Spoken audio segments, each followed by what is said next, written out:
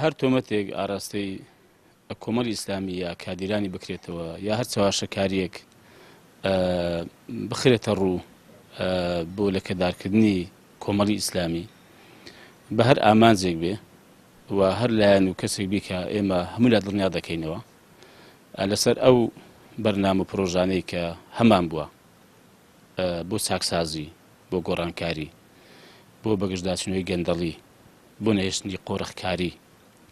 بۆ ئەوەی کە ئەم وڵاتە بە سیستەم و بە موئەسسات و بە شێوەیەکی ڕێکپێک بەڕێوە بچێ و بۆ ئەوەی هاوڵاتی لەم وڵاتە بەختەوەر بێ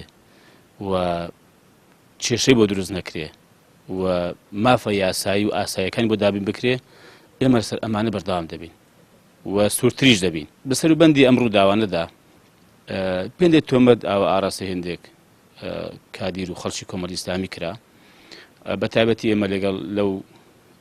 سنوورەمان لە هەولێر لە میانەی گرتنی 40-50 کەسێک یەک کادیری ئێمە گیراوە ئێمە دەستگاکانی ئاسایش و ئەمنیمان ئاگادار کردوێتەوە کەەوە کادیرێکی ئێمەیە و بە نامەی فەرمیش ئاگادارمان کردووە کە ئێمە تەزکیە ئەم کادیرەمان دەکەین و ئەندامانی کۆمەڵی ئیسلامی لە هەموو ئەو شتانێک کە باز دەکرێت بە تایبەتی لە خوا نەخواستە پشتیوانیکردنی تیرۆر و کاری تون و تیژی دوورن ئێمە پێمان وایە ئەو فشارانە و